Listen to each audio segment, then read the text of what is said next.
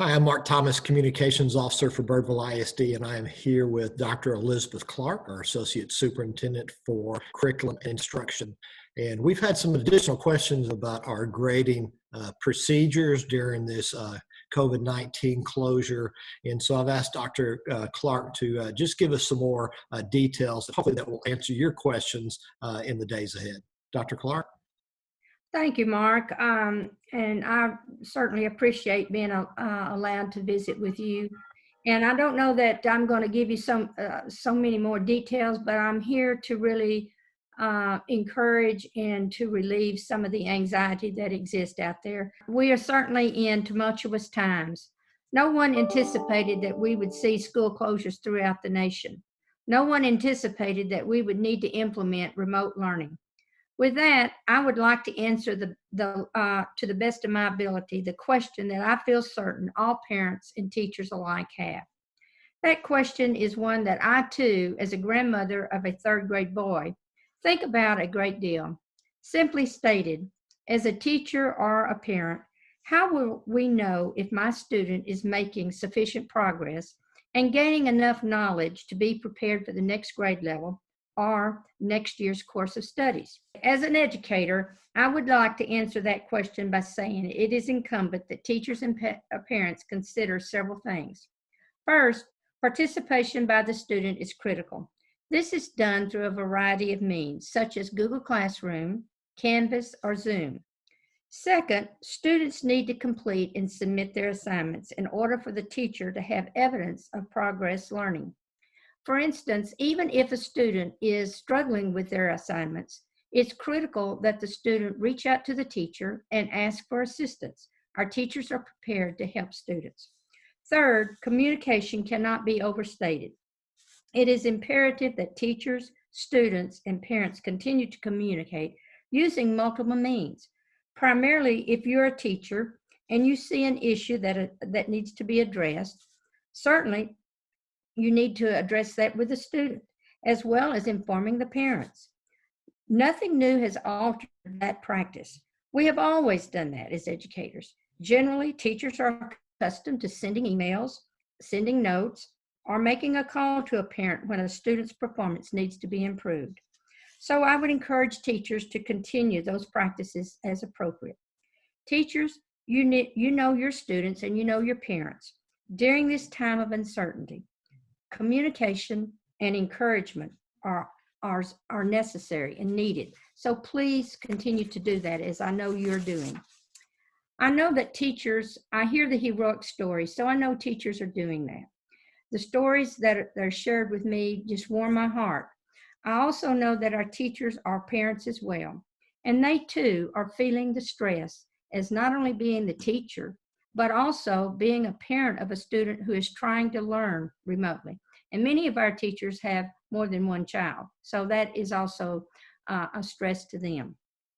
So for parents, if you need additional information to help you understand how to support your student, please contact your teachers, your student's teacher. This is nothing new from what we have always done, and I encourage parents to continue to do that. What makes it different in this time is that we're working under some very different circumstances, and circumstances that are very stressful. And what this has caused us to suspend using letter grades or numeric grades to denote student progress. The next question that might be asked has to do with the value of using formative feedback versus letter or numeric grades. I can tell you that the research supports formative assessments. So COVID-19 has certainly changed the landscape. When teachers were able to do face-to-face instruction, there were many strategies used to judge the quality of student work and the degree to which students knew the material. Now, we have families where the learning environment varies greatly across this district. We have homes where families have lost jobs.